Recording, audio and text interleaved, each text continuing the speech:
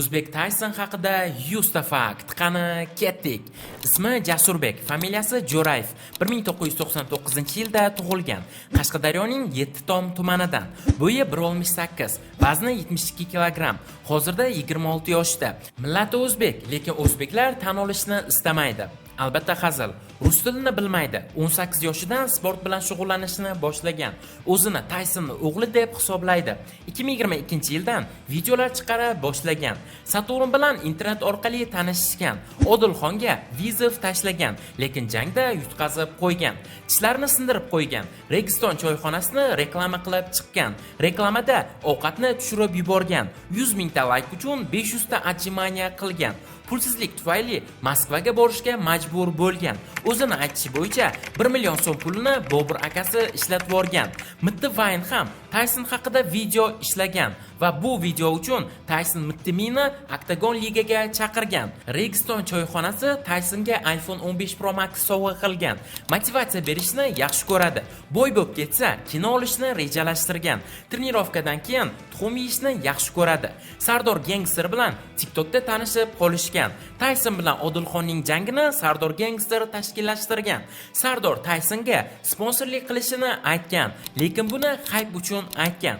Futbol fanatka nikli qiz bilan sevishadi. U bilan TikTokda battle ham qilishadi va unga sovchi ham yubormoqchi. Video ishlashdan oldin qurilishda ishlagan. Ko'p odamlar Taysonga o'xshashini aytganligi uchun video ishlagan. Birinchi videosini o'zi mashhur bo'lib ketgan. Rossiyaga avtobusda borgan. Rossiyaga endi borganida o'rmonda adashib qolgan. Hattoki ko'chada qolib ketishga majbur bo'lgan. Intervyular ham bergan. Eng yaxshi ko'rgan ovqati tandir go'sht. O'zining aytishicha, BMW mashinasi bor. Endigi maqsadi UFCga chiqish. Real Madridning fanati hisoblanadi. Raqibimga kuchim yetmasa, qulog'ini tishlab olaman deb aytgan. Promoy efirlar qilishni yaxshi ko'radi. Saturn bilan juda ham yaqin do'st. Taysonnikidek tatu chizdirib olgan. Nursulton Ro'ziboyev ham Tayson uchun video ishlagan. Ijtimoiy tarmoqlardan foyda ko'rmaydi. Octagon ligaga chiqqanida hayajonlanmagan. Odilxondan revansh olishni maqsad qilib qo'ygan. Oynaga qaraganida o'zini ko'radi. Eng yaxshi ko'rgan ichimligi kola. Tayson somsalar degan choyxona ochmoqchi. O'zbek Tayson hayotda juda ham kamgap. Negativlarga alohida javob beradi. Kommentariyalariga Hindistonning bayrog'ini tashlashadi. Octagon ligani qapas jang deb aytgan. Amerikaga ketishni orzu qiladi. Ota-onasini yaxshi ko'radi. O'zining maxsus Taysoncha urush usuli bor. Ruscha gapirishlari memlarga aylangan. Hozirda Rossiyada reklamalar bilan shug'ullanyapti. iPhone 16 ni sotib olgan. Sotib olayotganida tushirib qo'ygan. O'zbek qo'shiqlarini yaxshi ko'radi.